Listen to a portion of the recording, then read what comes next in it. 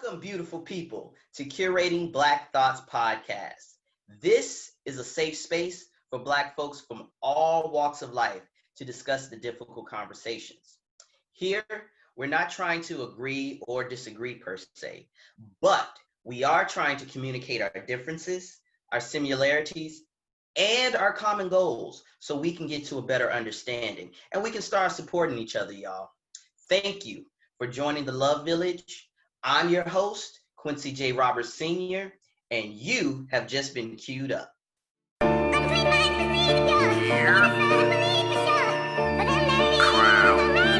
Yeah.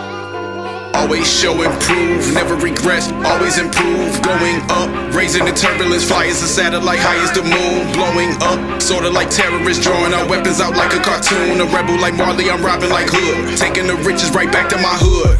Always show improve, never regress, always improve. Going up, raising the turbulence, fly as a satellite, high as the moon. Blowing up, sorta like terrorists, drawing our weapons out like a cartoon. A rebel like Marley, I'm robbing like Hood, taking the riches right back to my hood. I know these people been up to no good, ain't heard of us, why I'm thinking you should. Curry, I'm clutch so they know when it's good. Bury the opposition where they stood. Flurries, I'm punching like hitting the clock. Circle them once to kick it up a notch. This is when backpack rap me Snapchat. Wake 'em up, I'ma jerk 'em off the knapsack. Who the best, ain't no reason you should ask that. When the rest of these raps need practice, I'm a pro implementing these tactics. Eat the whole spread, they ain't getting no ration. Run up a check, then I go and invest. We flipping like acrobatics over nets. Don't care who got next, you looking at now. When you see the crowd, then you should just bow. Shooting my shots since they talking foul. 3 hots in the cot, I'm locking them down. Stop, I think not, might as well take it higher. Hope you know there's no way that I'm coming down. Shooting my shots since they talking foul. 3 hots in the cot, I'm locking them down. Stop, I think not, might as well take it higher. Hope you know there's no way that I'm coming down. Always show improve, never regress, always improve. Going up, raising the turbulence, fly as a satellite, high as the moon. Blowing up, sorta like terrorists, drawing our weapons out like a cartoon. A rebel like Marley, I'm robbing like Hood. Welcome, Love Village. For the next 3 episodes, I have decided to dedicate to a topic that's been very difficult for me for the last 2 years, and that's death and grieving. So I got with some friends and I decided that I really want to tackle this because I know a lot of people who struggle with grieving the loss of loved ones.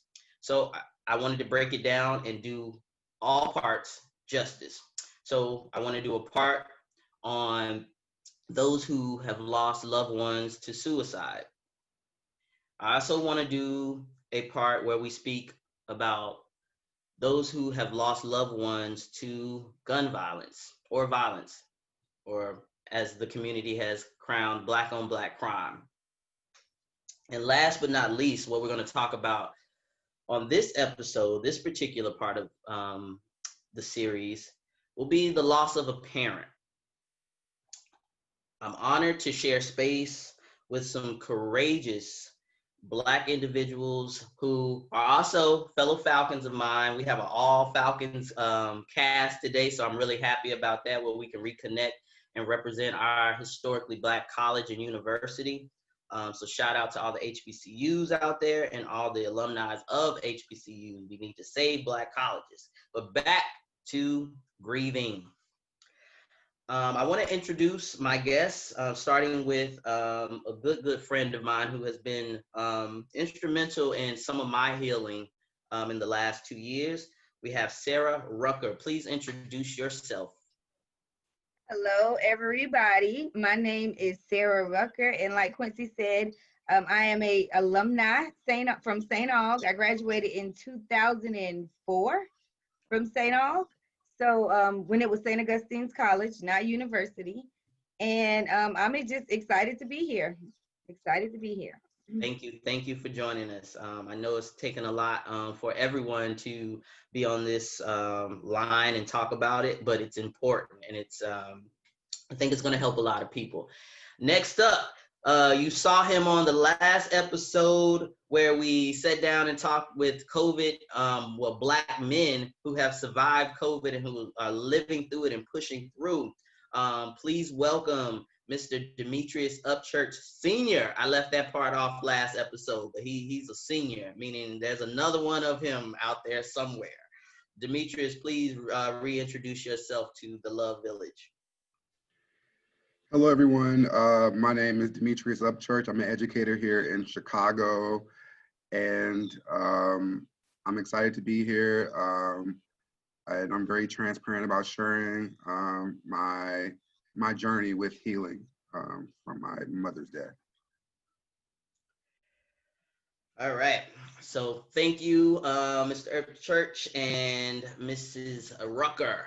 I could not do this conversation without having an expert. You all have pretty much seen every episode. I want to have an expert. I don't want to just be one of those podcasts where there's a talking head and Quincey's the authority and that's it. That's not how this rolls.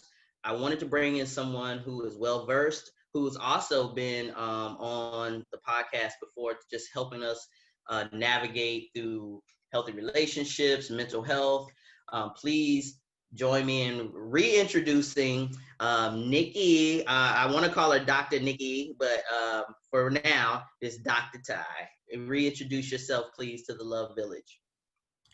Hi, I am Nikki Tai, and I am a therapist, social worker in North Carolina. All right, that is our expert. We also have been blessed because this has been a conversation that I have offline often because this is my therapy, this is healing. I wanted to bring back a gentleman from the last podcast that we did on surviving COVID as a Black man. And I want to call him Doctor. He is right now on another podcast, but he will be joining us later on in the conversation. And that is Donzell. Brother Donzell was amazing last episode. He helped us get through a lot of some of our issues that we were dealing with online and offline. So I really think he would be a dope addition to this conversation. So he will join us later on. All right, so there are the introductions. Let's dive in and get into this conversation. And sorry, I have a hat on, Mom. I would be more respectful and not have a hat, but I have a protruding bump, probably a stress bump, so I'm going to have to rock this hat today. Sorry. All right, so let's get into it. I like to call it life after death. So a little bit about me, and I just want to forewarn any and everybody who is listening or viewing this on our YouTube channel, click subscribe, it's down below. There will be a lot of triggering words, things said. So if at any moment you feel uncomfortable, turn us off, come back at a later date. But this is important information. We will be raw. I know I will. And Demetrius already said offline, he's like, he's not holding back. This is a conversation that needs to be had. This is healing for us, and I hope it helps someone else to heal. Because at some point in life, this is a fact, you will lose someone that's close to you. All right, so for me, shortly, I'll try to make this as brief as possible. My mother, Cheryl, she passed in October 13th, 2018. So a lot of people say 2020 is the worst year of their lives. 2020 don't have nothing on 2018 for me. I haven't really got any support from family and friends. The support I've received have been pretty inconsistent. Therapy has helped me in the past, but during COVID, it has been very challenging for me to try to navigate the grieving process because it's so new to me. And they say time heals all wounds. For me, it hasn't. So that's my story in a nutshell. I want to go to Sarah first. And can you briefly tell us, because we're going to dive into the nooks and crannies of pretty much our journey. But for starters, can you please let us know your journey, the start of your journey into life after death and healing? So my dad died January, what day was it? January 21st, 2017. And it has been very challenging. because it was the start of a new year. We did not see it coming, how it happened. My dad, let me take it back some so that you guys can kind of understand like where I'm coming from. So, I grew up 2-parent household, mom, dad. They were from Statesville, North Carolina, but when they got married, they moved to Bronx, New York. So we lived a really, really, really, really good life. My parents did not want my oldest brother going to school in Bronx, New York, so they relocated back to Statesville, North Carolina. So during that time period, it was probably like 1992, because, we lived pretty good. My dad was influenced by a lot of things when we moved back to Statesville, North Carolina. So from like 1993 until 2011, my father was a drug addict. He was addicted to crack cocaine. So the impact of his death bothered me because I felt like from 2011 until the day that he died, I had gotten my father back, and then lost him real quick. My dad was in the hospital on Friday night. Because of the drugs, it had affected his body. So we knew that he was sick. We knew that it was, coming soon because he had heart failure. But what we did not know was that he was going to die like within 2 days out of getting out of the hospital. And my dad died in a tragic car accident. He had just left my house, like literally on a Sunday. He had just pulled off from my house and he went to church. And he went to church in Statesville, North Carolina, and he never returned. So it's been very challenging since then. Very challenging. He was in a single car accident. Thank you for sharing that. It's difficult to tell these stories, and again, trigger warnings. If you got some weak ears, you might want to pick another podcast. Thank you, Sarah. Demetrius, explain to us, walk us through your initial journey with life after death. Well, I'm already, just listening to Sarah, I'm already emotional because our stories are parallel. My mom was a drug addict, and my mom was a drug addict most of my life. And then when she stopped doing drugs, she started drinking. So she went from one thing to the other, and I got used to the drug addict. Then the alcoholic was something different because she behaved differently than the drug addict. And then in January of 2017, I was already having a horrible time. And then in the beginning of January, she was like, "I have something to tell you. I have cancer." Well, the first thing that happened before she told me we had cancer, beginning of the year, she was called crying and saying how no one loves her and how my grandmother's husband molested her.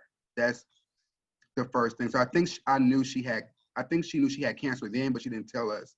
She was just going through the grieving process of her diagnosis, right? So then she finally told me what was happening, and I kind of understood why she was acting out. And then,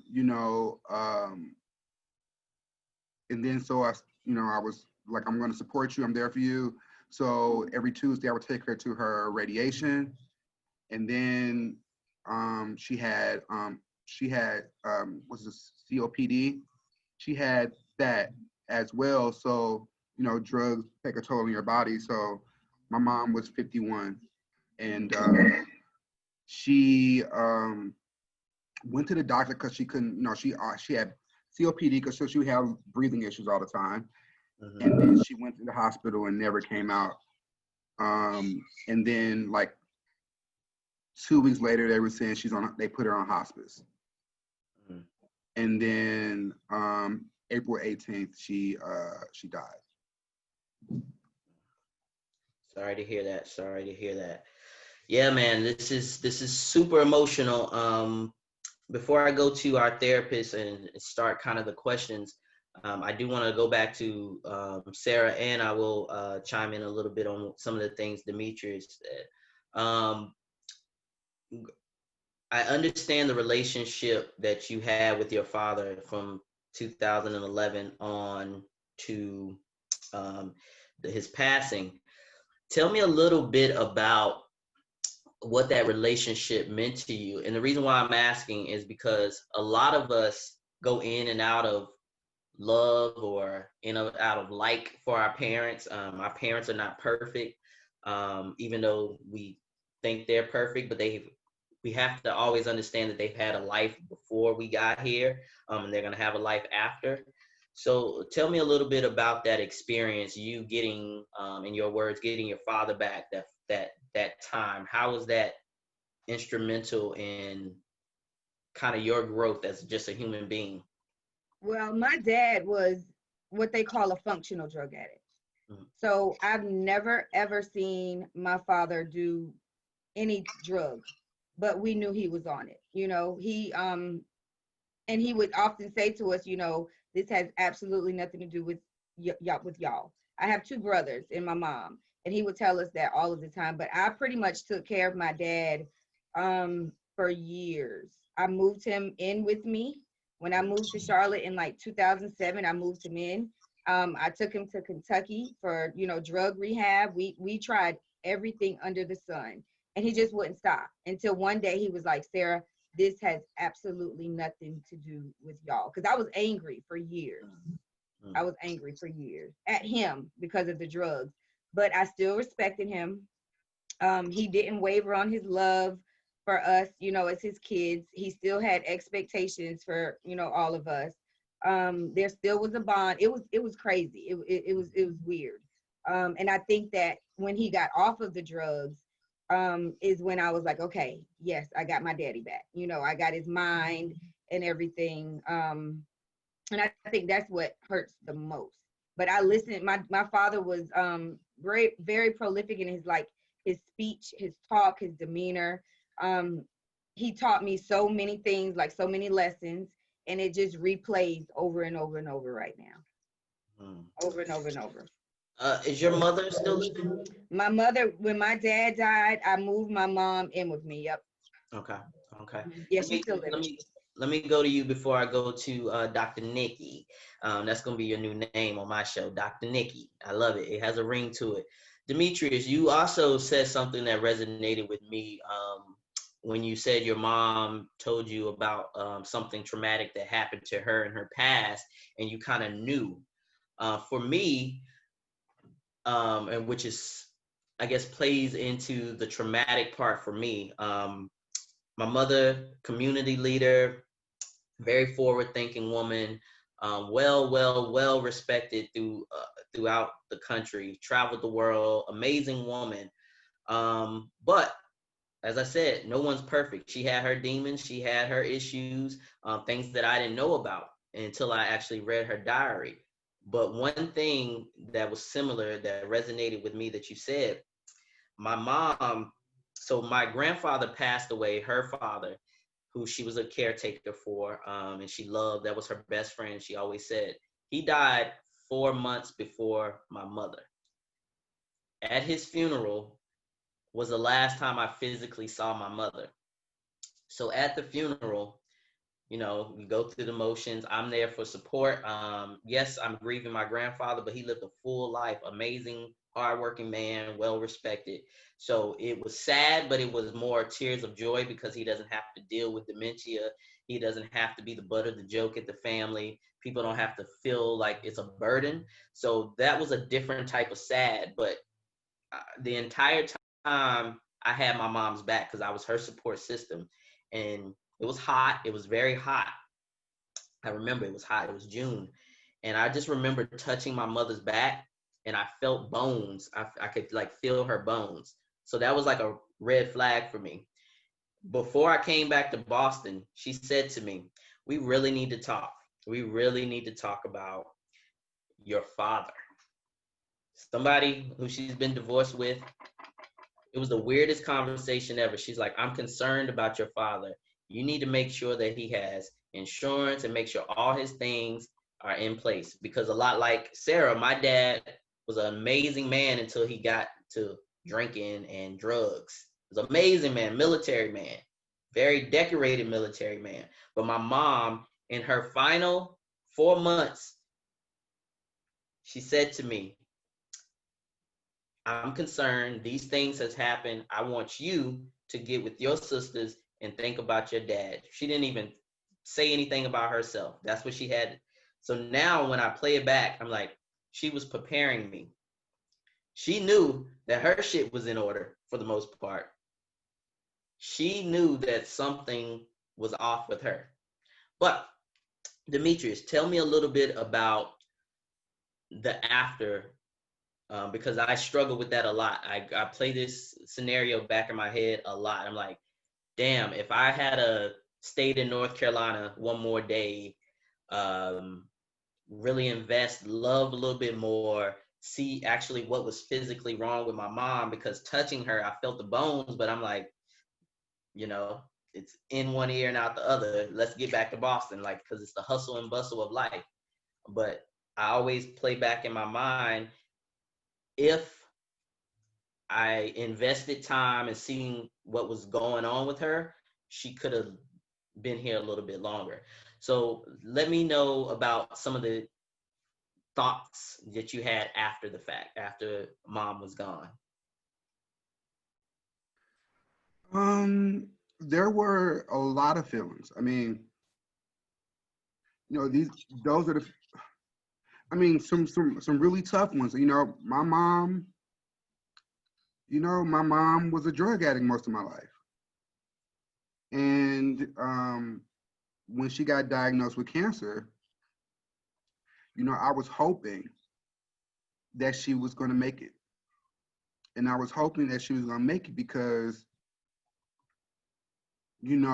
she was talking different. She was, I'm going to do this, I'm going to do that, so I'm going to take her, like, I'm going to have a relationship with your kids, I'm going to do this, I'm going to do that. And I was excited. And I was just, I'm going to be there for her, and support her, during this time. So I was upset. I was mad. I was angry. I was angry for her. Like, I felt like she didn't live a life. She had me when she was 17. She had my little brother when she was 20. And then she's been on drugs since she was like 21. So, and my mom was a straight A student, beautiful girl. And she had so many opportunities. And I just wanted her to live her life and be able to start anew. So I was really angry that she didn't get that chance and that my kids won't know her. They didn't even know she was my mom. They thought my grandmother was my mom. They thought she was like an aunt or something. And my mom was really, like, she was really hands off with me. One of the things that, when she came to visit, when I had my first child, and, one of the things she said to me that resonated with me after she died was that she was like, I love the way you are with your son. It's like, I love how you hug him and you kiss him. She was like, I didn't do that with you. I didn't hug you. I didn't do that. And then another thing that she said, when she was dying, she told me, she was like, I wish I knew how to love you. And that was one of the most painful things. So, so when she was gone, I was just really kind of happy that she wasn't suffering anymore, but I was just so angry that she didn't get a chance to make things right. So. Thank you, man. Thank you for being so vulnerable. And like I said, if you need a moment, please take it. And I'm all about divine intervention. Brother Donzell just logged in right at the perfect time. I know God is real. I am not the most religious person, but I know God is real because he just popped in right on time. So before we go any further, I want to introduce Donzell and thank him for such a short notice. I reached out to this brother last night because I know that we need him and Nikki, Dr. Nikki, to help us heal. So please reintroduce yourself, Brother Donzell. He's a fan favorite on the Curating Black Thoughts podcast. Welcome, Donzell Lampkins. Thanks for having me, Quincy. I'm Donzell Lampkins. I'm a licensed clinical social worker and mental health consultant in the Chicagoland area. I do provide services for those outside of the state of Illinois on a more coaching and consulting basis for mild to moderate distress. But if you're interested psychotherapy, that's something that I could provide for residents in Iowa and Illinois. I'm dually licensed in both states, but I'm so glad to be here today. I have advanced training through Stanford Medicine in death and dying and bereavement. And so this is a topic that's very near and dear to my heart, both professionally and personally. And I just loved hearing my brother speak his truth. And, when you talked about not being the most religious person, but you could just feel God's presence right now in taking healing. And I'm one that believes that you can have both God and therapy. And again, you could feel healing in the atmosphere at this time. Broadly speaking, you could feel healing taking place. Love it. Love it. Now let's get to the therapists. Dr. Nikki. So I know you work with a lot of different type of clients, young folks, male, female. Let me know what's the first step in your processes when someone comes to you and say, my mother or my father just passed, and I don't know what to do. Totally clueless to therapy. And that would go to Dr. Nikki, and then Donzell, could you just follow up with what your processes are? Well, I would say first, I really let them talk to me about, how they're feeling, how they are when they come to me at that time. A lot of times they like to, tell me a little bit about the person that has passed. What I try to explain to them is that this is not, I am not going to tell you that you are going to be healed, I should say, or that you're going to, this is the one-stop shop and you're going to be back to normal. It's a process. And I just let them know that some days you're going to be angry. Some days you're going to be sad. Some days you're going to want to know why this happened. And we don't know exactly what day it's going to look like day by day, but that it's a process and you will never forget that person, but it will get better over time. I don't really feel like it gets easier because you still have to live without that person that meant so much to you. But the process helps you to be able to move forward every day compared to, waking up and not wanting to live because that person isn't there, or, being angry because that person isn't, there anymore. So I just express to them mostly that it's a process that I'm going to be there with them and support them in, but just letting them know that, next week you're not going to be okay, or today you may be okay, but tomorrow you may not be okay. And just allowing them to understand how the process works in grieving, because a lot of times they don't understand, like I was doing fine today, the past few days I've been doing good. And then you go back in that slump and you're just like, I was doing good, and just expressing to them that that's part of.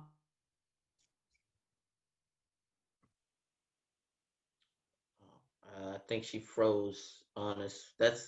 Can you repeat what you just said? You froze on us on the last 30 seconds. No Sorry. worries. No worries. We want to make sure everybody gets this word because this is a word. Right. No, just expressing to them that, some days you may be upset, some days you may be sad, but just explain to them that that's part of the process. You may feel good for a week, and then next week you're upset and you feel like shit, but that's also, part of the process, because sometimes they don't understand why this, last week I felt fine and I thought I was getting over it, and this week, life sucks again. So just kind of explaining to them the process, the grieving process.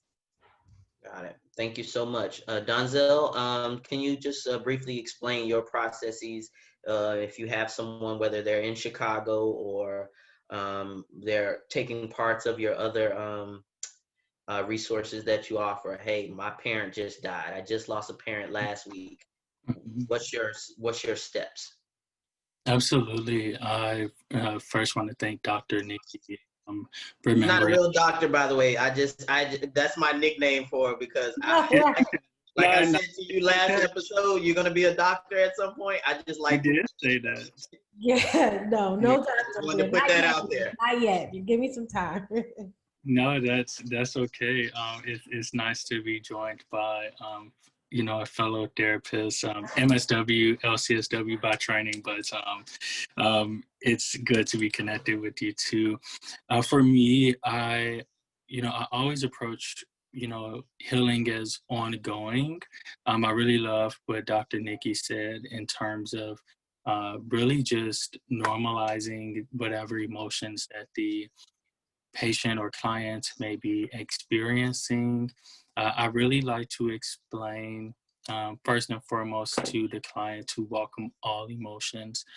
And I normalize grief, and I really let people know that everyone's grief is different. Some people may be on this, the spectrum of, the grief spectrum, on one end being complicated grief, and that's where it's really impacting your activities of daily living, and it's causing dysfunction in your social or academic or personal life or professional life. And then you could be all the way on resolved to where you have a peace about their departure. It feels settled that you have an understanding of what's happened to them, and you have experienced whatever emotions that may be, and then you are able to continue living life in a way that's meaningful for you in that person's absence. For me, it's really important to learn the person's relationship with death, because if a person, and you sometimes see this in more older religious or spiritual individuals, but they may have a more resolved relationship with grief, because they know and they believe that this person has gone on to be with the Lord, that they're in a better place.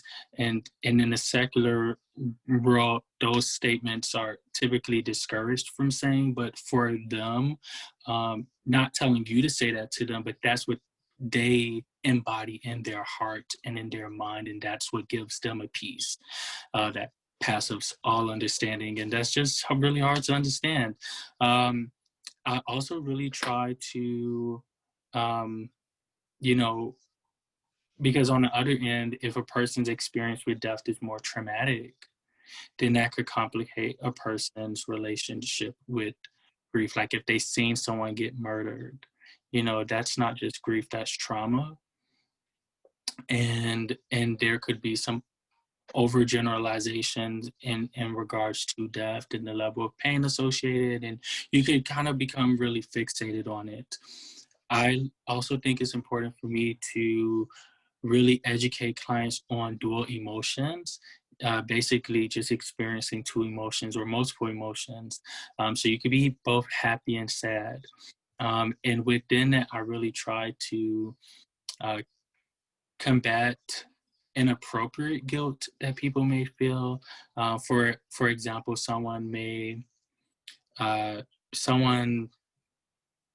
well, I had a similar situation where maybe someone passed, and well, I guess I'll use myself to just make it easy because I didn't want to like violate HIPAA.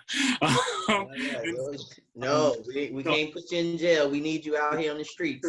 So I'll use myself as an example. So my brother passed my junior year of high school, and that was, it was really, for me, I wasn't sad. I was relieved. He had leukemia, and he was 4 years older. So for me, my emotions, it was more relief than sad. And then, and so kind of navigating that of like, because when you view grief, it's typically portrayed as like people crying and people being, sad and things of that nature. And you see tears, and that wasn't my experience, being the one to care for him a lot of the times. Once I left school, like I would go straight to the hospital. And so just kind of normalizing that of like, that's actually pretty normal for you to feel relieved to know if, that a person no longer has to suffer, if their death was due to a medical condition or something of that sort. But also, if you're experiencing excitement in your life. So like that next year I went off to college. And so, if someone is having good life events happening to them, really normalizing that it's okay to embrace those events too.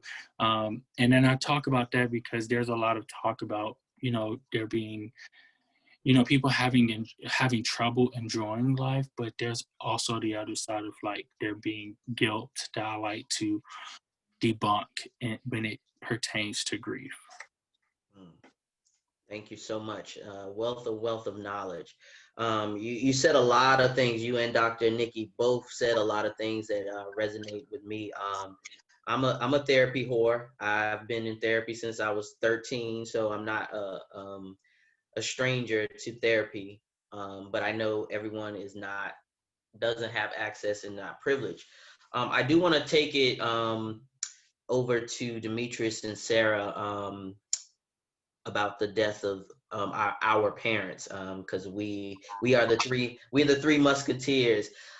Something while Dr. Nikki and Donzell was talking, they both brought up something that I struggle with, and I'm going to say this now because I know a lot of people in my family sneak and watch my podcast. They might not acknowledge it, but I know they're watching and I know they're listening.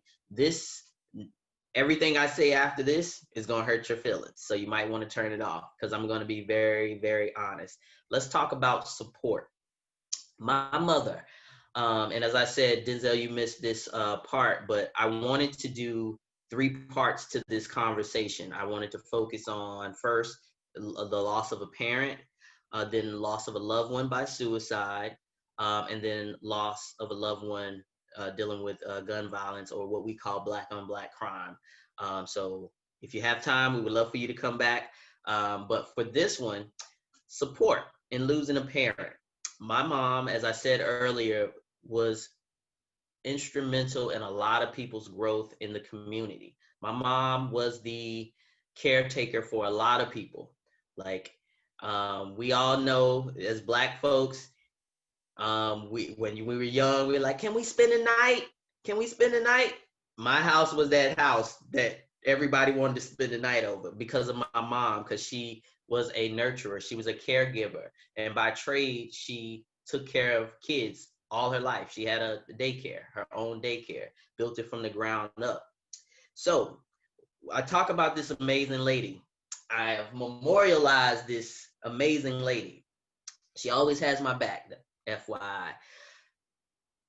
And for me, the support, I heard the support. I heard a lot of anything you need. And I've even said that to people in times of need. But I don't think people actually know what the support is, because to be completely transparent and honest, I haven't had a lot of support dealing with my mom's death. And for some strange reason, family, and that's what we're going to talk about, Demetrius and Sarah, so get ready. Family has been, they probably made the experience worse, to be completely honest.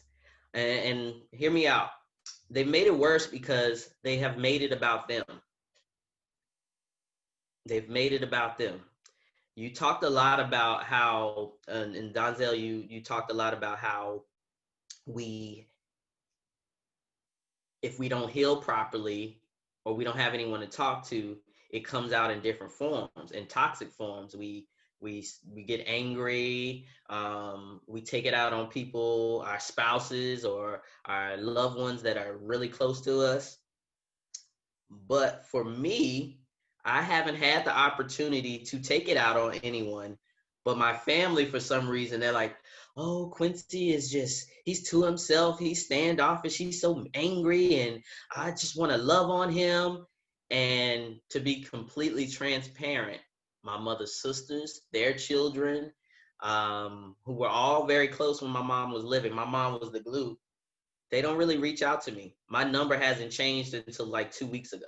So I always sit back and I'm like, did my mother die or did their mother die? I know that's their sister, and I understand that. They lost a sister, but I lost a mother, and I'm here.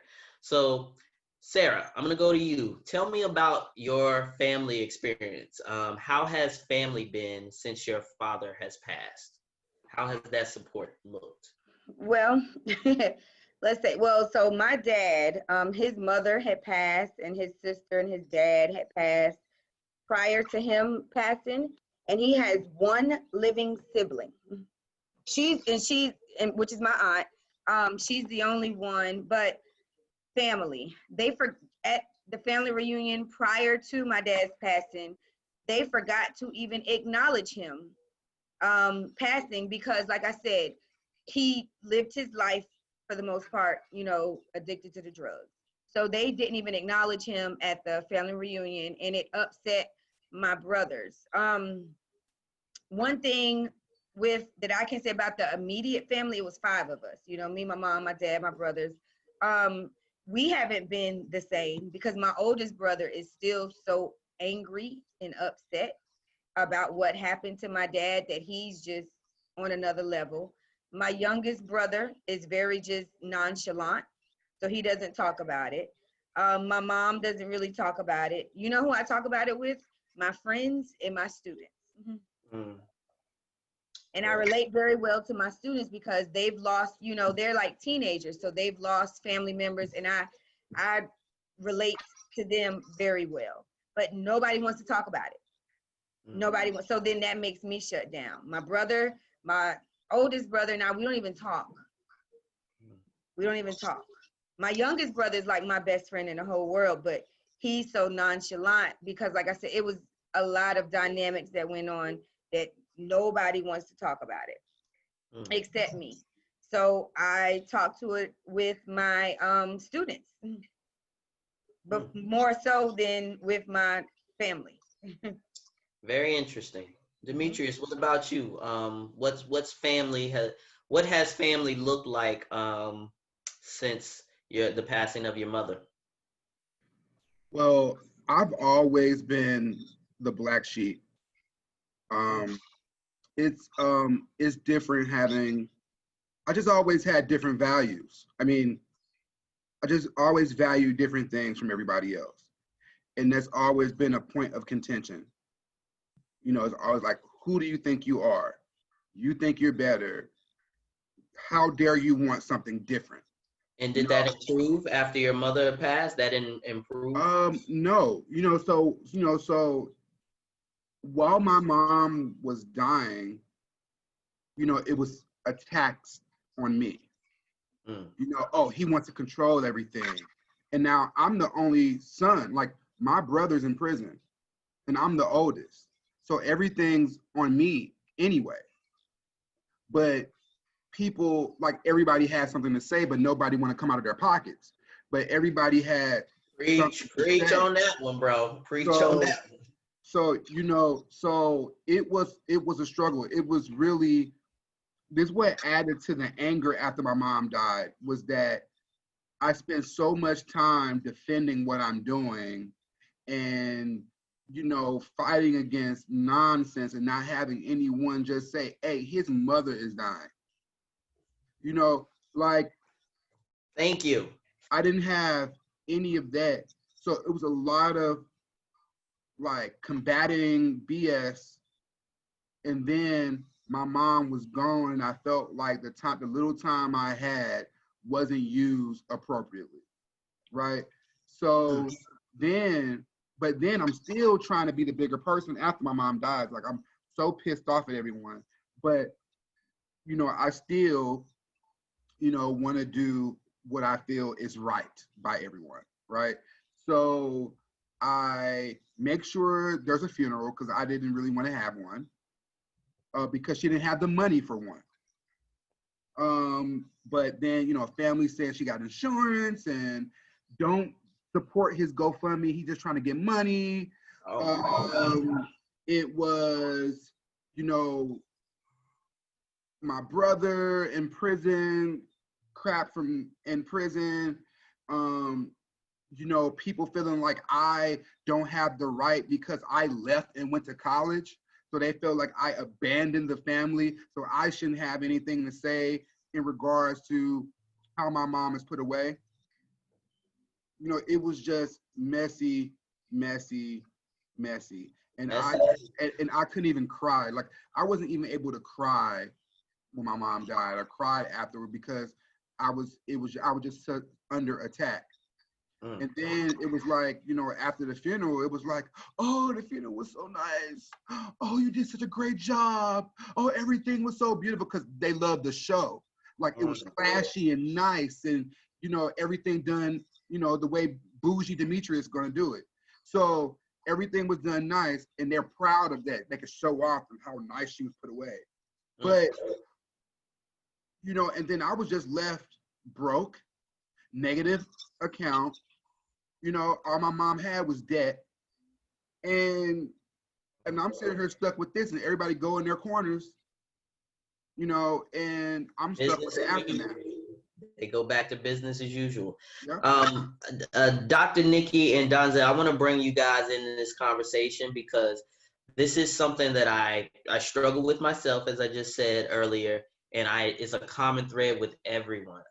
As I said, I'm going to be as honest and raw and transparent. My family are going to hate me for this, but I do not give two shits or two fucks about it, because this is about my healing and how I need to be better and be a better person. And I want to know, so for people like the three of us who our family hasn't really been there for us, they do a lot of this. They talk, like right now, for example, my family, I'll post this later on in the week, and my family, instead of calling me, and I've changed my number, by the way, over the last 2 weeks, instead of calling me and seeing how I'm feeling, and Demetrius pointed this out, it's like, I don't care what you think about Quincey and how he runs his business or his sexuality, whatever you think about me, that has nothing to do with anything, because I look at my aunts and my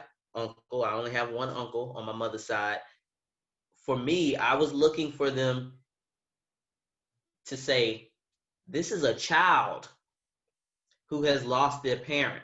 I need to put everything else to the side that I think my religious belief, as I tell my sisters, and I'm really close to my two sisters and my brother. I'm really, really close to them. And they are the only ones I talk to. I've changed my number for a reason, because at this point, I'm about to, 2 weeks from now will be the anniversary, or 3 weeks from now will be the anniversary, the 2-year anniversary. And I have had enough. Like, I don't even want to engage with family. Like, I feel as the child, the person who it happened to, I should not be reaching out to people. People should be reaching out to me. So Dr. Nikki, Donzell, tell our listeners, for people who have the anger that the three of us have inside for our family members, how do we move past that? Not necessarily engaging them, because from what I'm hearing, between me, Demetrius, and Sarah, I don't think any engagement is going to happen anytime soon. So what can we do to move past that and try to get into a better healing space? And either one can go first. It doesn't matter. I know I gave you a lot, Dr. Nikki. I told you this is going to be heavy. This is probably the most transparent hold on, I'm freezing up. I'm sorry.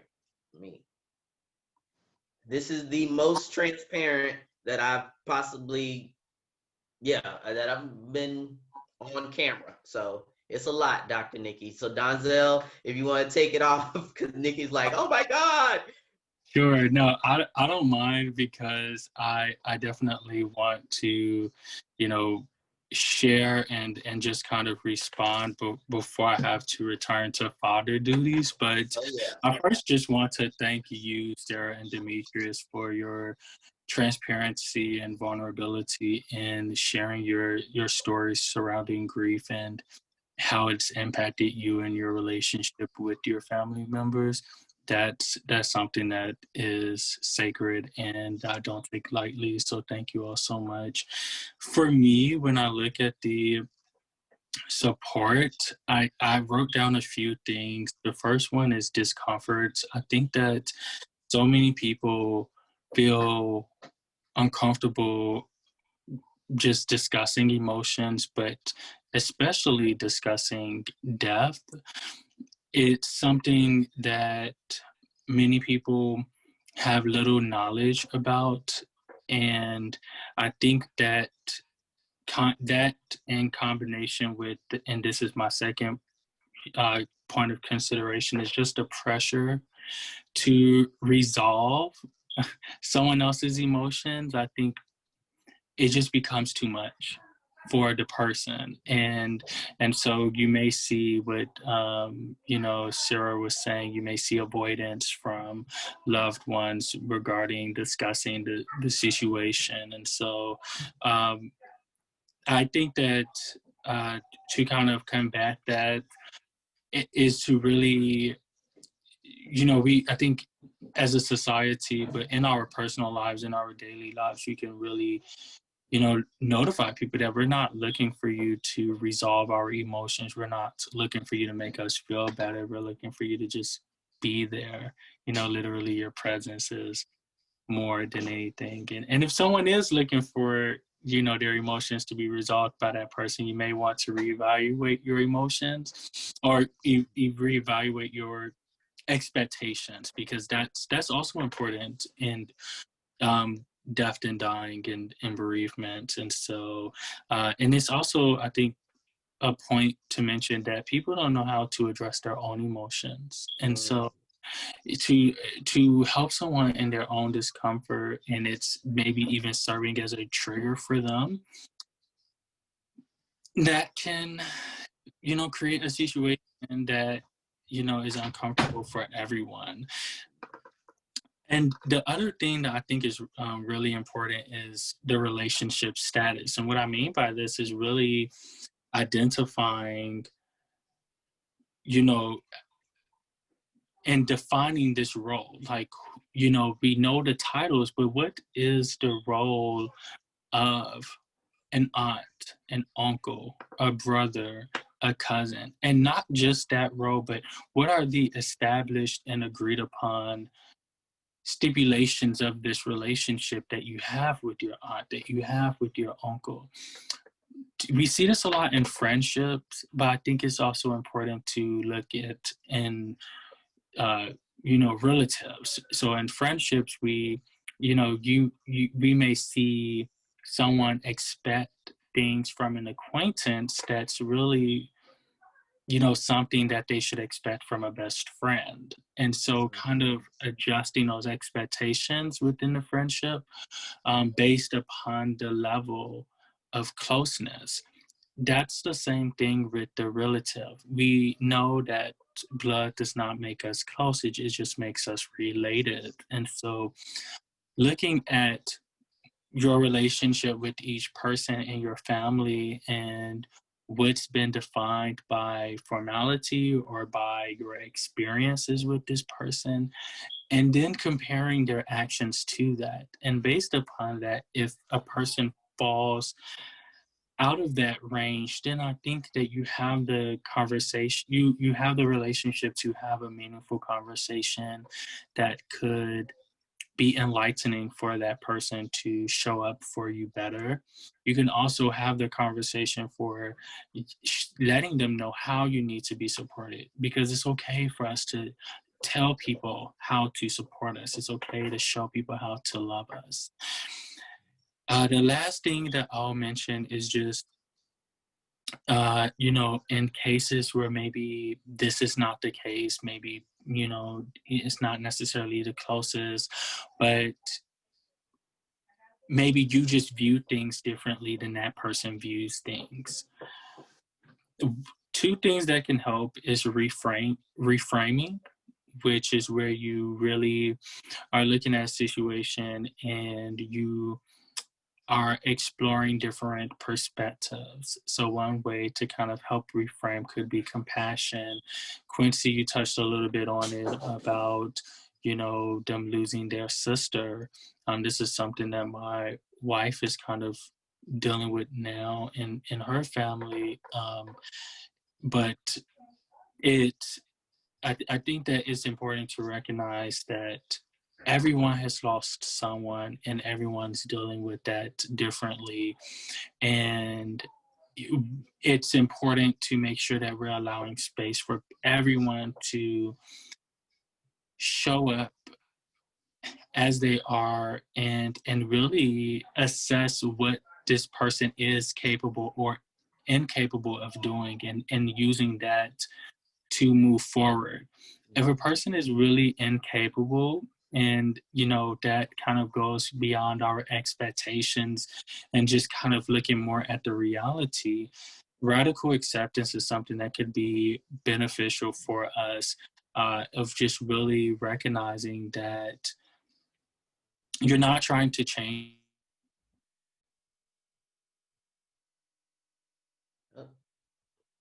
Oh man, you were on a roll. You went out, Donzell. Are you there? No, you almost had a tear fall out my eye, bro. But we can't hear what you're saying, so hopefully you can come back on. All right. So Brother Donzell is having technical issues, but he was on one. A tear was about to fall. That's why I'm about to wipe it off right now because I can't let y'all nakers see me cry. But hopefully he'll come back. We can't hear you, Donzell. Something happened with your audio, brother. Oh, he's gone. All right. So hopefully we can get him back. He'll join back or text me or something. But he was reading me. He was actually, Nikki, do you want to chime in a little bit on that? Because that's what I see the most. I see people who lost loved ones struggling the most with family members. It's always, and I say this and I'll continue to say it, it's the people that, like the people on this phone, like me and Demetrius, we didn't even talk in college. Me and Nikki, we partied so much together, hung out so much together. Like Sarah, we kicked it in college, haven't talked in a long time. And I can confidently say, aside from my sisters have been amazing. The people on this line right now have done more for me than my aunts, my uncle, the people that my mom helped out, loved on. And it was something else, Nikki, before I turn it over to you, something that I left out. My mom left a lot of journals. My mom was a writer, like not by trade, but that's what she did, I guess, for therapy. I'm not sure, just to get her thoughts out. So I have 4 of her journals that we know of. It may be more. And I've read each and every one of them. Like the first 3 months my mom passed, I was reading those journals. So it's not like, and I was going to say this to Donzell, it's not like I have a made up image of these people that I'm talking about. Like I know exactly what my mom, and a lot of people, I'm very privileged to say that. A lot of people don't know what their parents were thinking. I'm privileged enough to have my mom's journals and diaries, or whatever you want to call them. So I know exactly what she's thinking. So for me, I always, when people treat me a certain way or don't call me or follow up to see how I'm doing, I'm like, oh, they feel guilty. So Nikki, just let's continue on that family thread. What's your advice for your clients or people that are watching us on YouTube right now? What is your advice to them? Your family sucks, but you should do this. Well, I think Donzell hit on everything. It is hard for us to really deal with our own emotions. So then to be able to support someone else in it is difficult. And, you've lost someone and they're thinking, I lost someone too, the relationship is nowhere compared, right? That's your mom and this is your sister or whatever. But they're not seeing it in that space. It's just like, I lost someone and I'm trying to get through it, just like you lost her and you're trying to get through it. And to really be able to put their emotions and their feelings to the side to support you is very difficult for people to do sometimes. Especially if they haven't processed their emotions themselves. So how can I support you and be there for you? And I haven't really been able to accept and move forward myself. And it is difficult. But what I explain to my clients is that the healing starts with you. And in anything in life, you can't look for certain things in life from other people, right? You have to, you want something, you have to go and get it yourself. And I think in that, it's like, it's unfortunate that you have people in your family that are not supporting you the way that you would like them to support, but you need to find that somewhere else. And if that's therapy, if that's, like Sarah said, her friends and her students, and healing comes in various shapes and forms. Sometimes people get pets and that's where, it's just, finding that for you and being able to go through the healing process. And that's really, it's unfortunate that, the people that are related to you and you feel you have this thing in common, that someone very important to all of you is no longer here, and you think that you can kind of build a bond off of that and get through it together, that's not the case. But you still have a life to live. You still deserve to live and grieve and have support despite, family not being there. And so seeking that anyway that you need the support is the most important thing. Absolutely. Thank you. I want to come in with something real fast. Yeah, go ahead.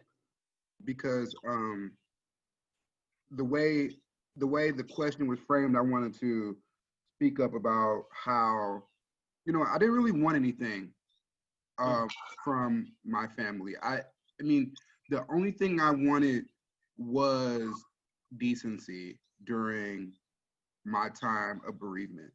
That's all I really wanted, was space. Some space to let me do the things that are necessary. And if you want to help, just, ask me, what do I need? That's it. If you want to help. But I wasn't, I had a village of people. First of all, my fraternity stepped in a really huge way, made a lot of stuff possible that wouldn't have been possible. And then, I had a lot of friends, like people from Facebook, like I haven't seen, like literally I went to St. Aug for a year. and so much support from St. R poured in through Facebook, like with dollars, with people calling me, with just a ton of support. So I felt tremendously blessed. What I did was, and what I suggest to anyone is, first of all, take an inventory of your relationships. You cannot expect more of someone than they've ever given you in the past. Oh, man. So I never really set myself up to be bitter about it, because I was never expecting anything. I hoped for things, but I didn't expect anything more than I've already have evidence of. You are preaching the word, bro. And before you go any further, I really, and that's what I was gonna get into. See, great minds think alike. You're Aquarian too. That's the gear I want to switch in. But before we go there, I just wanted to end what Nikki was saying. There will be toxic family members, and you just hit on it, Demetrius. That's why I want to transition to this. We can't expect people to do things that they don't have the toolkit to do. We can't expect people, what Maya Angelou says, when people show you who they are, believe them the first time. So enough of the toxic family members, friends, non-supportive. Demetrius was about to go into what has helped him heal. Nikki, while we're going around explaining to our viewers what has helped us personally, I want you to keep in mind, I'm not going to mention the individual's name, but I had a viewer who asked me about self-medication and how that plays into grieving, because, they are a cannabis connoisseur, and the cannabis has, in their opinion, has taken over their life. So while we go around, the three of us go around and just talk about some things that has helped us and what has worked for us in the past 2 to 3 years in our grieving process, because I'm all about solutions, I want you to think about this individual that, in their opinion, is self-medicating.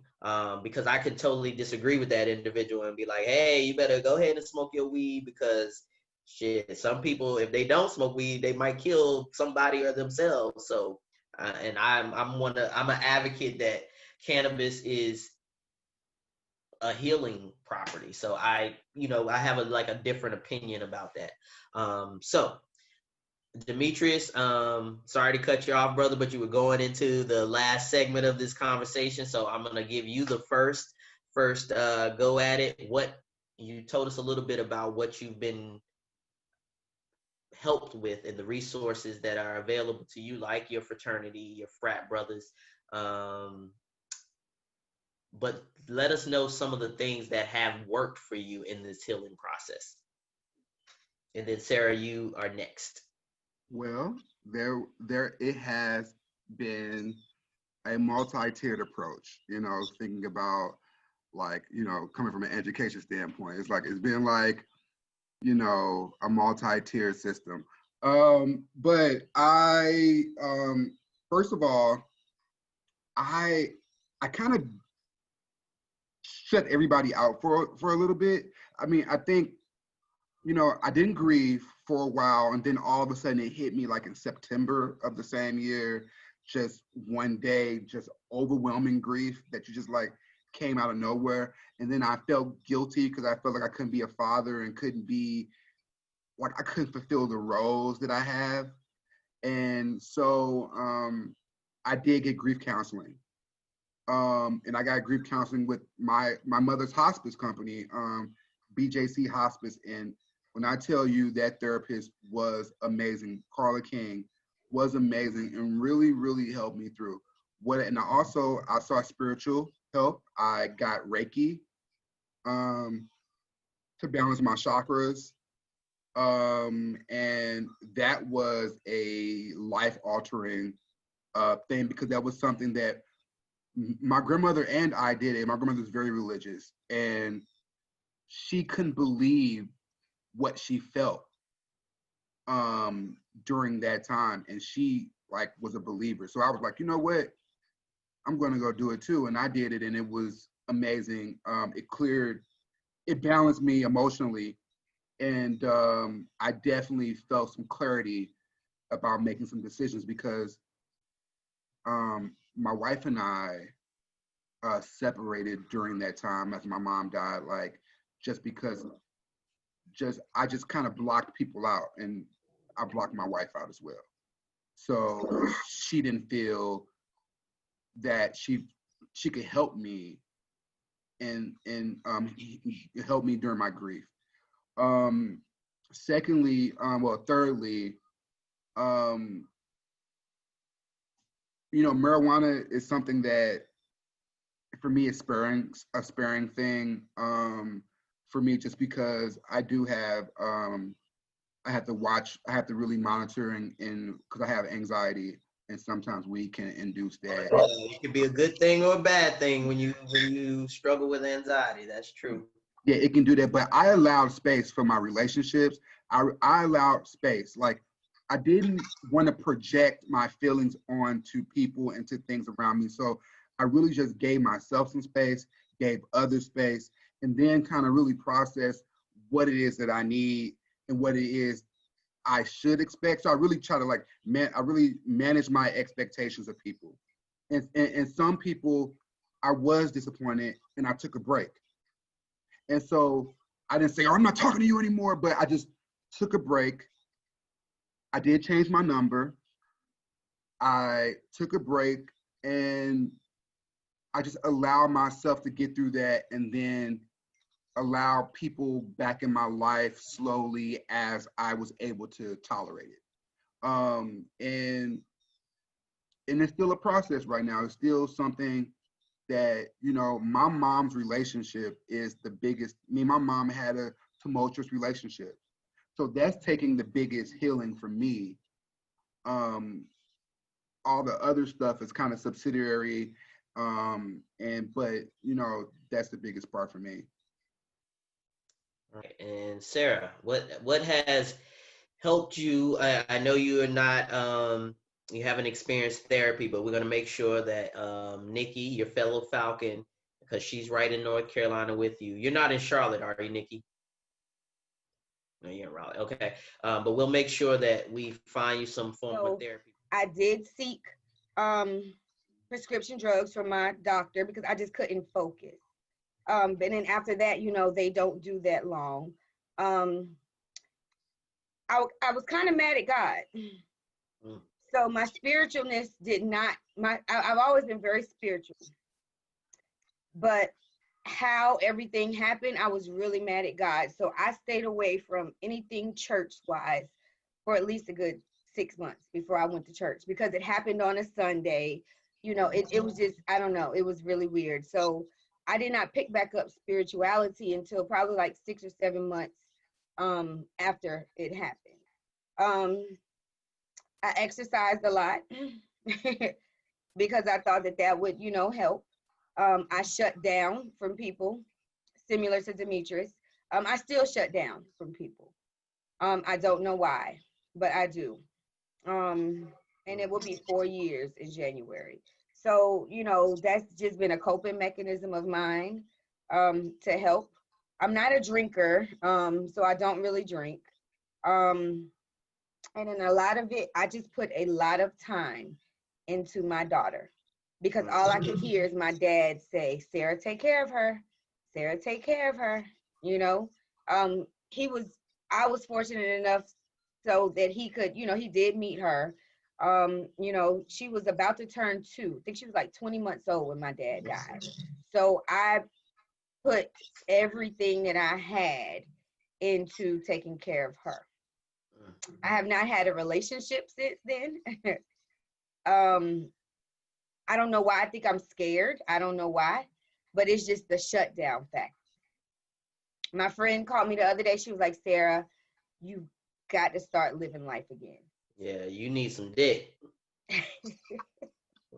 We gonna help you out there, sister.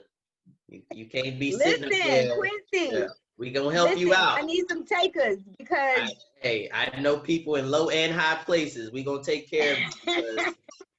Hey, that's the least we can get for you. I need some takers because And I think that a lot of it, I was like, oh my God, you know, I went through a whole mental thing. Like I was like, oh my God, you know, I don't want my dad to see me in this light or whatever. That played a big part. And it's part of the shutdown. I just like shut it down, like shut everything down. Yeah, you definitely. And that's what I need help with. You're definitely hitting on some notes. So for me, before we go over to the good doctor, yeah, Sarah, you just hit a bunch of nerves. For me, my healing, I didn't shut down initially. I was actually the polar opposite. I picked up where my mom left off, and tried to be the glue of the family. I orchestrated the 13 of my cousins who are very close. We grew up like brothers and sisters. We don't even look at each other as cousins. We look at each other as brothers and sisters. We got tattoos. We got our last name, Cooper 13, tattooed all over us, with the number that we were born. So it was a lot of camaraderie. And my cousins, shout out to all Cooper 13. Y'all been amazing. Y'all know that, but y'all parents are shitty. That was kind of my healing. They were the ones checking up on me, making sure. It did fade out. Y'all know it did. It faded out after a year. But my healing process was doing what my mother used to do. So I wanted to give back to the community, stuff that I was already doing in my 9 to 5 and what we just do, me and my husband do in general. But I went super hard. Like I said earlier, reading my mom's journals was therapeutic for me, and it showed me what type of person she was, where her headspace was. And something that I knew, I know for a fact about her, she cared about people more than she cared about herself. And I say that because if she put a little energy into her own well-being, she would still be here, but she poured into others. So my healing has been helping, especially young people, young Black and brown people who are on the cusp of greatness. I'm picking that up. So I started a scholarship fund I would say not even 6 or 7 months that St. Aug is housed at St. Aug University. So the scholarship is very simple. I award one person from my hometown, Henderson, North Carolina, a scholarship of $2,000. I try to do more throughout the year, but that's the initial scholarship. We do a big fundraiser. Because of COVID, we had to, shuffle some things around, but the scholarship has been a way for me to, one, keep my mom's name alive, two, to do what she would be doing if she was here on this earth. The third thing, my mom was a big art connoisseur. She wasn't a big collector. She had a couple of pieces, but when she passed, your estate, we saw some paintings, and she has this magical painting that she got done in Germany when we lived in Germany, of her and my sister when my sister was 2 years old. And for me, once she passed, I was like, one, I want that painting, and I got into art collecting. Fast forward to now, me and my husband, we own about almost 20 something pieces. And I got this piece made in her honor, so she could always be here. So when I do podcasts or meetings, people are like, that's pretty creepy. Quincey has a huge picture. I get texts like, is that a picture of yourself? You're so egotistical. I'm an Aquarius. We love ourselves. But I love my mother even more. So she's going to always be here. Anytime I do any type of podcast or any type of meeting, she has my back. She's always looking out for me. So last, but certainly not least, Sarah pointed this out and touched on this, is exercising. I have turned into like this health nut because my mom, she died from a heart attack. So anybody out there listening, you might know this because it happened to me, and someone told me this way before my mom died. When you're a loved one or someone close to you die from a heart attack or some type of illness that can be prevented, the person who's left here, the survivors remorse, we go into one of the two things. We either start eating like shit or we go super healthy. I went super healthy. Like, I don't want nothing fried. I don't want no sugar. I'm running 5 to 6 miles. I'm biking 15 miles. I'm taking supplements. I'm like, I don't want to die. I need to be here to tell the story. So that has been my self-care.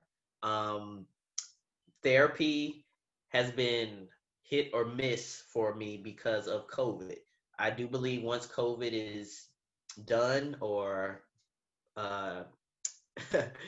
bearable, I think my therapy will get better. But this has been my therapy. And I want to thank you guys before I turn it over to Dr. Nikki. I do want to thank you guys because I know I am the host and I ask all the questions and I format everything, but this has been, for me, the healing that I need. Because as I always say, it's hard when you are the person everyone goes to and you can't go to anyone else. I'm left alone a lot, believe it or not. So a tear's about to drop, so I'm going to turn it over to Dr. Nikki because y'all niggas can't see me cry. All right, Nikki, let us know. Yes. So you wanted me to touch on the next steps, like things that people could do outside of therapy, because of course we always go to therapy, which is a good thing. We should go to therapy. I think therapy is wonderful and needed, especially when it comes to Black folks, because we don't like to talk about shit. But what are some of the things that you recommend a client to do that can help them heal along with therapy? Because therapy is not say all be all. Yeah, and I think you guys touched on that, like, you know, working out, doing things that you like to do. I think for me, I like to recommend to my clients if they like listening to music, because music is so great. It can take you back to memories that you've had with that person, times that you've shared with that person. It speaks to your soul at times, you know, how you feel. That song can just be like, oh my God, it's speaking to me. And that helps a lot too, because you are not alone, you know, and you're saying like the three of you have been through this, and there are so many other people that have as well. So being able to listen to music that really speaks to you, like your mom, journaling. I recommend, you know, I ask my clients all the time, do you like to write? And if they do, or if I should say, if they don't dislike it, then I definitely think journaling is good. Getting your feelings and your thoughts down. And that sometimes helps get it off of your chest. It's just putting it down on that paper and kind of like, you know, separating a little bit. And I think those are some great things. Of course, you know, like we said, therapy is always good. And some people don't have the resources for therapy, but having that listening ear, you know, I, like Quincey, don't really have a lot of people that I can really go to and talk to, because I am the go-to person. But I do have one person that I can talk to about everything and anything, and that helps me heal. And I think that also helps as well. So those are some things, as well as, you know, like you said, with your podcast, just finding things that you guys enjoy doing, and that'll help you, you know, help you heal, because you're doing things that make you happy. And what people fail to realize is that you're never going to, you know, not grieve that person, but it's about moving forward and living life with the loss of that person, and that's really the most important thing. Thank you so much. We are winding down. I think we've been talking for longer than an hour, but that's okay, because if people really want to heal, they'll listen to the entire thing. So I want to get some final thoughts from our three life after deathers. That's what I call everyone who's lost a loved one, because there is life after death. Demetrius, I want to go to you, and then Sarah, and then I'll do some final thoughts. But Demetrius, let us know any final thoughts you have, whether it's healing or not healing, something you want to say to your family, to the people that are listening that may have had a rocky relationship with their parents, but got a second chance with their parents, and then their parents are no longer here, because I know a lot of people with that story, like our sister Sarah. Just talk to our listeners for a couple of minutes, and final thoughts, because this has been deep. We got some processing to do. We got a part 2, a part 3 to go on. So the conversation will continue. But Demetrius, you have the floor. You got to come off mute first, brother.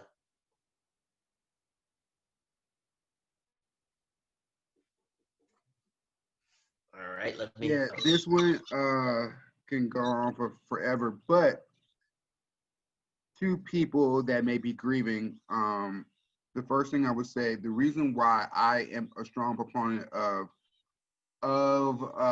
therapy is because people would try to tell you that the way you feel is unreasonable. People will try to tell you that just get over it. People will try to tell you, like, people will try to shut you down because your emotions make them feel uncomfortable. But I would say therapy for people that are not emotionally intelligent, or I won't say not emotionally intelligent, but they're not tuned into their emotional intelligence. I would say that therapy will help you develop a language to advocate for your emotions, and really be able to communicate what your needs are to people and how you feel. And it will also give you a license to feel those things. You know, I had people telling me, oh, you got kids, you need to get over this, you need to blah, blah, blah. And then, and I was feeling horrible. Like, I was literally having neurological symptoms. Like, I couldn't hold things. I was dropping. I was breaking glasses all the time. Things were falling out of my hands. I was vomiting before work. I was on the verge of a nervous breakdown. And just holding that stuff in, it just wasn't. And my mom's death was not just the only thing I held in. So my mom said that she was sexually abused, and during that time, the whole time she was suffering, because she was suffering so bad, I was trying to wonder when's the right time to tell her I was too. So then dealing with that, her dying and not having that conversation, so it was just so many things. So for me, it's just really the therapy piece, self-medicate. I believe in, if you're going to do marijuana, you should do that with a therapist, and someone who can tell you which strains will go for what you need to do, and really whatever. That's just my philosophy on it. But I would say self-medicating alone, I don't suggest that. I would say definitely really go talk to a therapist, not a religious person. Like your pastor or something like that, that's fine. But I just think you should really talk to a licensed therapist to get some context and help you. It doesn't have a vested interest. Sometimes a religious person has a vested interest in you. Like, they have some kind of interest in something. They either want you to come back into the church, or they either want you, like, it's some kind of thing they want from you that a licensed therapist is not going to want. So I just really suggest that, and really just being okay. I communicate openly. I cry about it. I do all that. It's because I need to do that. Like, I need it. I know that I need it, and I'm still dealing with. I'm still struggling. I still can't look at pictures. I still have a lot of pain, just because of the nature of my mom's our relationship, and I still have a lot of unanswered questions. But I'm grateful for her. I'm grateful for the time that I had. I'm grateful to be there for her in her, the last days of her life. And you know, and what I'm doing now is I made promises to myself to do things like this podcast. It's part of a promise to myself. I'm gonna do things that make me happy. I'm gonna do things that I'm passionate about. I'm gonna do things that I love. And now it's like dedicating that time to myself to do that. So I'm not grieving, I'm not regretting the life that I didn't live. Wonderful. Thank you. Thank you. Sarah, final thoughts, words, anything you would like to share? Final thoughts in words. Number one, do not wait as long as I have. I have yet to, my dad died, it'll be 4 years. I have yet to find a counselor or therapist. Like I said, I have put a lot of my passion into my work. I have, you know, I'm a 16-year educator, case manager / curriculum designer. I've used that now to venture out into nonprofits. So just putting and finding a purpose. I promised my dad that whatever I would do the best. So, you know, just finding some type of purpose to portray for that feel-good factor. My family, as far as, you know, I'm going to try my best to hopefully in the future mend because I grew up, you know, I was raised to, you know, it's you and your brothers against the world. And we have one brother who's still out there who is just still angry. So my hopes is to kind of mend that relationship so that we can, you know, be the best that we could be, because we still have a mom here who is hurting in the inside because her 3 children can't be in the same room, you know. What else? Similar to what you said, Quincey, I try to do things that my dad did, you know, to kind of help me. I have built a lot this summer, built a lot of things, just sitting down, processing all of his You see those bookshelves in the back. We know it's green screen, but we see those bookshelves in the back. I have built pretty much everything. I've used everything. I think I'm going to take his advice. My dad told me before he died, he was like, Sarah, you need to go to Lowe's. And I was like, Daddy, why I need to go to Lowe's? He was like, because that's where your fix-it men is at. That's where your men who know how to fix stuff. That's where you're going to get somebody who can take care. That or the gay bar. To the Lowe's.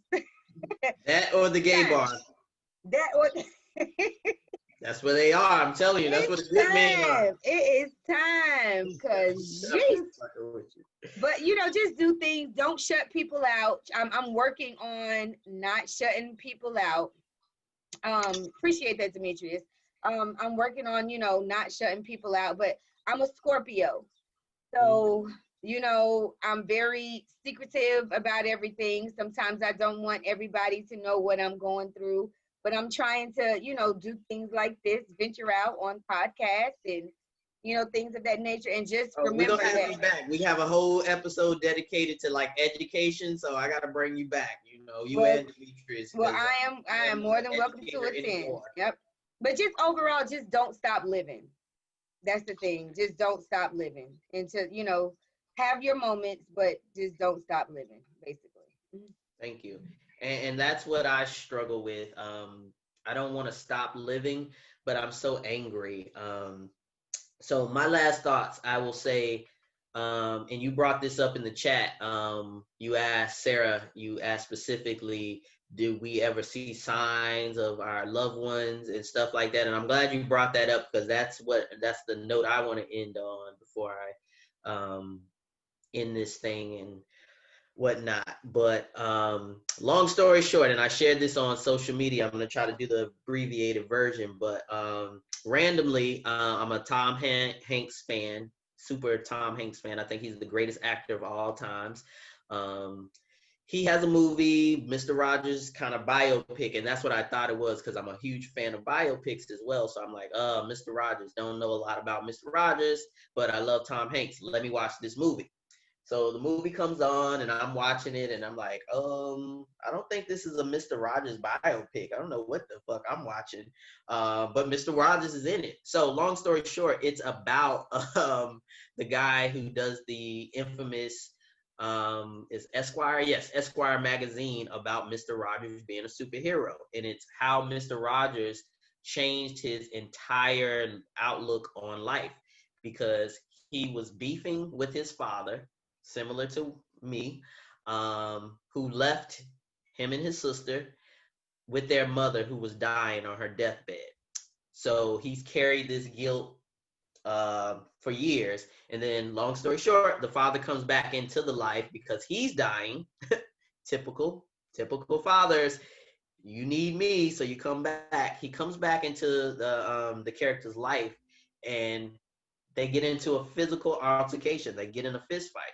And Mr. Rogers, being who he allegedly was, according to this movie, is like, I know you're here to interview me, but I want to talk to you about the pain that I see, the anger that I see.